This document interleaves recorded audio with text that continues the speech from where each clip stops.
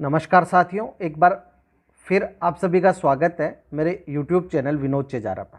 साथियों, जैसा कि आप जानते हैं, मंत्रालय कार्मिक कनिष्ठ सहायक जो कि 2 वर्ष पहले ज्वाइन हुए थे, अब उनके 2 वर्ष पूरे हो गए हैं या होने को है। तो अब उन्हें अपना स्थायीकरण फॉर्म ऑनलाइन स्टाफ विंडो से सबमिट करना है। आज के इस वीडियो में हम ये पूरी प्रोसेस जानेंगे कि कैसे आपको अपना फॉर्म है वो ऑनलाइन सबमिट करना है और किन किन बातों का ध्यान रखना है। इसके लिए हम चलते हैं स्टाफ विंडो पर।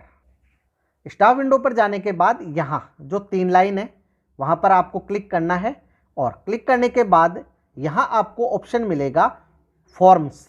फॉर्म्स पे जब आप क्लिक करेंगे तो यहाँ आपको 2 ऑप्शन दिखाई देते हैं।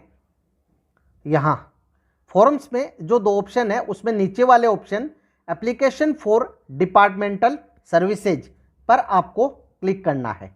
इसमें नीचे फिर जो ऑप्शन आ जाता है वो हम फ़ोन को लैंडस्केप मोड में जो है उसको पोर्ट्रेट मोड में करके देख लेते हैं और यहाँ आपको फॉर्म्स पे क्लिक करना है। फॉर्म्स पे क्लिक करने के बाद यहाँ आपको 4 ऑप्शन मिलते हैं। पहला है अप्लाई फॉर एससीपी, दूसरा है कन्फर्मेशन फॉर्म, तीसरा है कंपटीशन एग्जाम के लिए एनओसी और चौथा है विदेश यात्रा। तो यहाँ साथियों हमें जो टिक मार्क है वो यहाँ ऑप्शन करना है ओपन कन्फर्मेशन फॉर्म यानी स्थायीकरण फॉर्म। यहाँ ऊपर आप देख सकते हैं ट्रैक लिखा हुआ है। जब आप स्थायीकरण फॉर्म ऑनलाइन सबमिट कर देते हैं तो आगे की प्रगति के लिए आपको यहाँ ट्रैक पर जाना है और कन्फर्मेशन फॉर्म सेलेक्ट करके उसकी प्रगति आप समय समय पर चेक कर सकते हैं। अब हम क्लिक हियर कन्फर्मेशन फॉर्म पे करते हैं।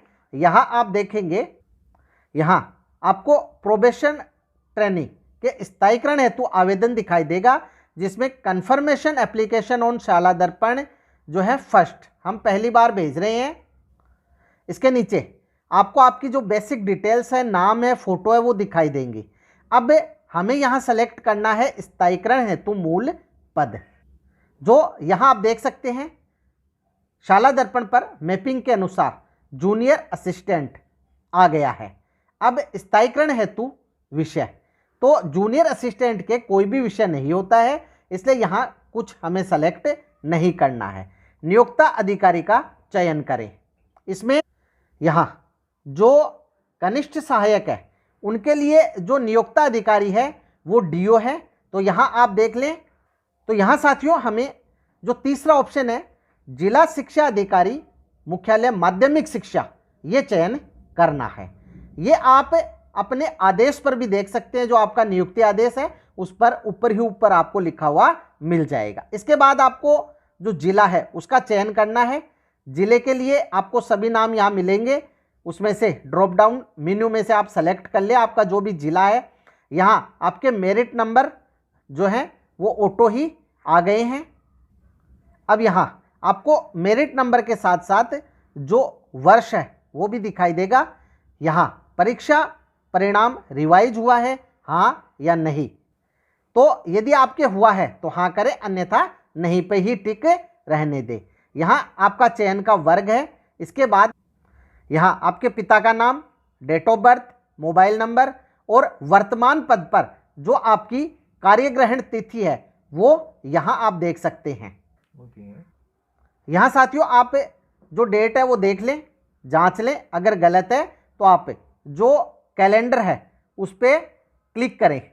यहाँ आप देख रहे हैं ये डेट है वो हाइड है। इसके लिए आपको नीचे निर्देश दिया है कि टू चेंज डेट, यदि ये गलत है प्लीज चेंज स्थायीकरण हेतु मूल पद list above and then click on save button below is applicable not locked. यदि ये लॉक्ड नहीं हो तो आपको इसको जो आपका प्रपत्र 10 है वहाँ से सही करना होगा। अब नीचे यहाँ जो आगे है समय मध्याह्न पूर्व या मध्याह्न पश्चात, तो ये आप आपके ज्वाइनिंग जो है कार्यग्रहण रिपोर्ट है उसमें देख ले। यहाँ मध्याह्न पूर्व है, ये हमने सेलेक्ट कर लिया है। यदि मध्याह्न पश्चात है तो आप वो सेलेक्ट कर ले। अनवरत कार्यरत है या नहीं, तो यहाँ हाँ पे ही टिक है। इसके बाद नियुक्ति आदेश और जो डेट है वो फिल जो प्रपत्र 10 है उससे आ गई है। आप एक बार इसका मिलान कर लें। अब यहाँ आपको पद पर स्थायीकरण की प्रस्तावित तिथि लिखनी है, जो कि आप देख सकते हैं कि ऊपर यहाँ 15/7/20 है ज्वाइनिंग डेट, तो 15/7/22 2 वर्ष के बाद है, वो आपके जो स्थायीकरण तिथि है वो हो जाएगी।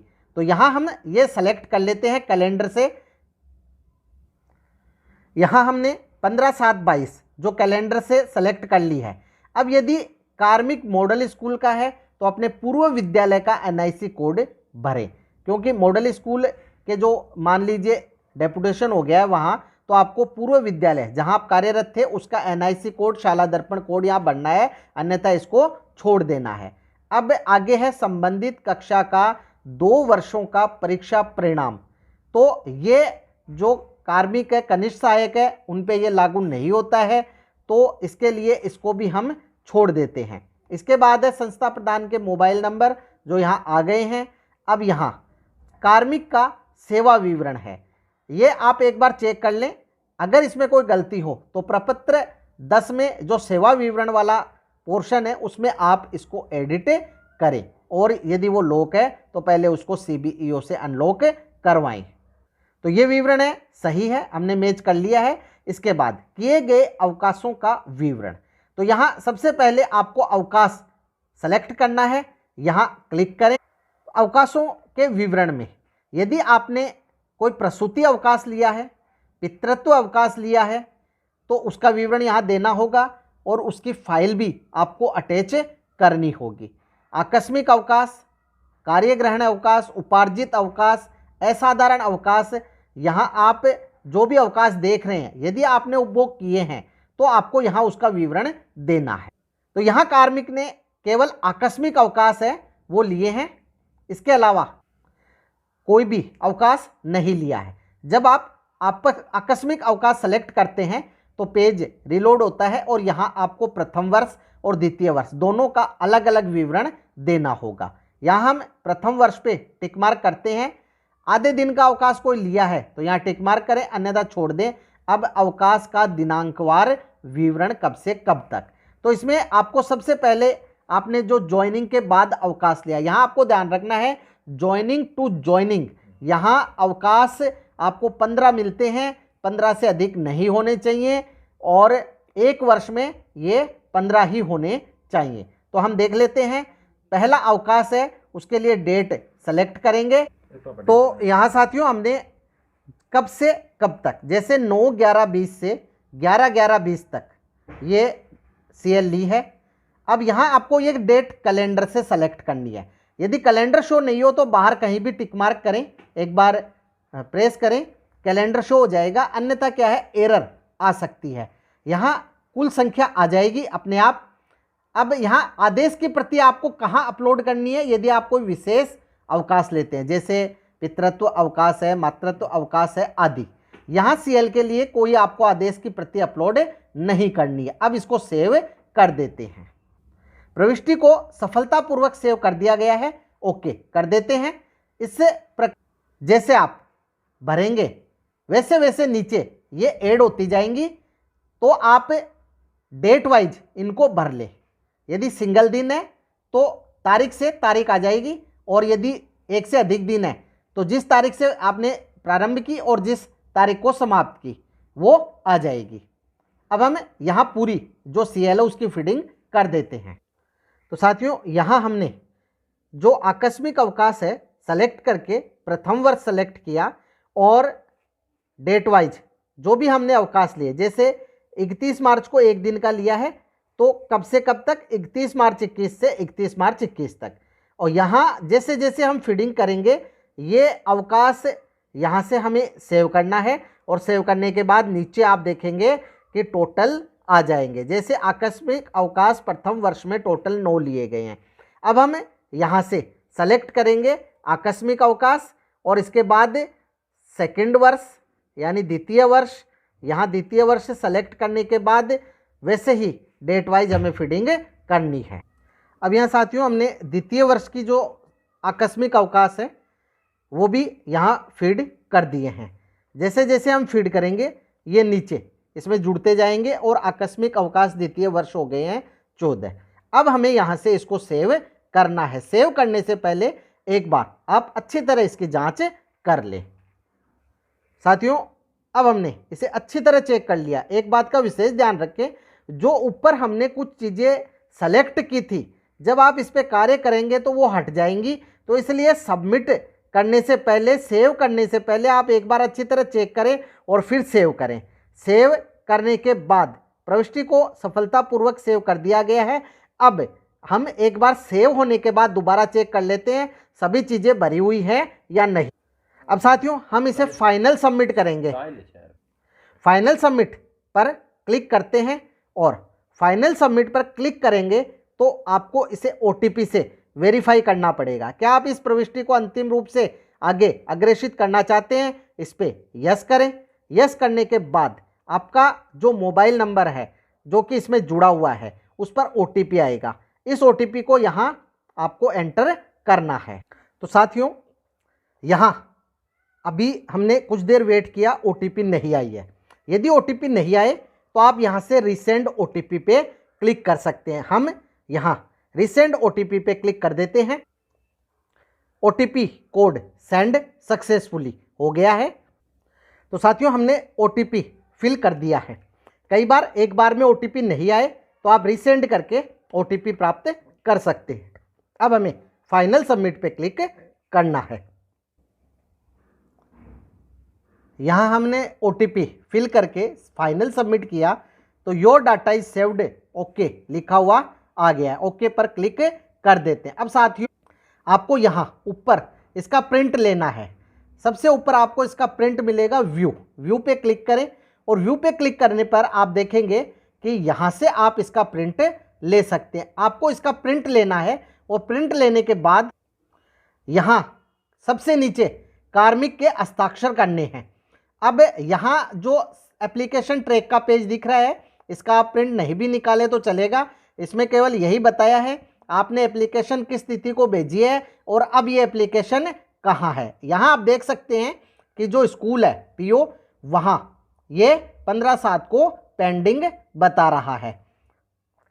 तो इस प्रकार से साथियों आप अपनी स्टाफ विंडो से इस जो आवेदन पत्र है स्थायीकरण का इसे ऑनलाइन सबमिट कर दे।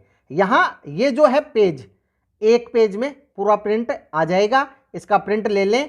इस प्रिंट के साथ अब आपको आपके जो सभी डॉक्यूमेंट्स है जैसे कि नियुक्ति आदेश, कार्य ग्रहण रिपोर्ट, CL का ब्यौरा और इसके साथ ही साथ जो सेवा संतोषजनक प्रमाण पत्र हैं और जो संस्था प्रदान है उसमें जो प्रमाण पत्र हैं इसकी जो पूरी PDF फाइल है आपको वीडियो के डिस्क्रिप्शन में मिल जाएगी। उस PDF फाइल को डाउनलोड कर लें और उसे आप पहले मैनुअली भर लें और भरने के बाद आप आसानी से अपने जो ये आवेदन पत्र है इसे ऑनलाइन कर सकते हैं।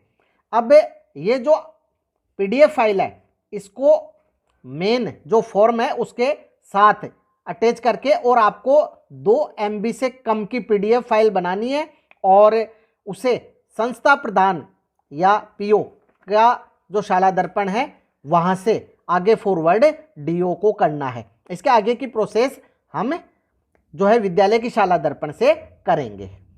यहाँ साथियों हमने विद्यालय की शाला दर्पण को लॉगिन कर लिया है। अब हमें जाना है कार्मिक टैब में। यहाँ आप देख रहे हैं जो कार्मिक टैब है इस पर हमें क्लिक करना है। यहाँ आपको बीच में ही ऑप्शन मिल जाएगा फॉर्म अप्रूवल, इस पर आप क्लिक। अब यहाँ से जो फॉर्म है वो आपको सेलेक्ट करना है। यहाँ हमने कन्फर्मेशन फॉर्म भेजा था, ये सेलेक्ट कर लिया। स्टेटस में क्योंकि हमारा अभी पेंडिंग है इसलिए हम पेंडिंग पे सेलेक्ट करके, और आप चाहें तो आपको जो एप्लीकेशन नंबर मिले उससे भी सर्च कर सकते हैं और यहाँ शो पे क्लिक करते हैं। शो पे क्लिक करने के बाद आप नीचे देखेंगे कि जो भी पेंडिंग एप्लीकेशन है वो यहाँ शो हो जाएगी। यहाँ से भी आप इसको ट्रैक कर सकते हैं। जो संस्था प्रधान है वो इस बटन से इसे ट्रैक कर सकते हैं एप्लीकेशन कहाँ पहुंची है। यहाँ इसके एप्लीकेशन नंबर, नेम, पोस्ट आदि आपको दिखाई दे रही है। अब आप इसको बाईं ओर सरकाएं। यहाँ आपको जो रिमार्क है वो लिखना है। जैसे मान लीजिए कार्मिक ने जो फॉर्म ऑनलाइन सबमिट किया उसमें कोई गलती रह गई, तो आप यहाँ रिजेक्ट लिखकर और वापस इसको रिजेक्ट करके भेज सकते हैं। यहाँ कोई गलती नहीं है तो हम अप्रूव्ड यहाँ लिखेंगे और अप्रूव्ड लिखने के बाद यहाँ आपको चूज फाइल पे क्लिक करना है। चूज फाइल पे जैसा कि मैंने आपको बताया, यहाँ जो स्टाफ विंडो से आपने एप्लीकेशन भरी है वो उस एप्लीकेशन के पीछे आपको वो जो डॉक्यूमेंट्स है वो लगाने हैं, जो कि आपको आपका नियुक्ति आदेश है, कार्यग्रहण रिपोर्ट है और उसके साथ सेवा संतोषजनक प्रमाण पत्र है। बाकी जो पीडीएफ है आपको वीडियो के डिस्क्रिप्शन में मिल जाएगी, वहाँ से डाउनलोड कर लें और उसे भरकर हस्ताक्षर कराकर और उस 2 MB से कम की पीडीएफ फाइल बना ले और यहाँ अटैच कर दे। यहाँ आप देख रहे हैं एक्शन।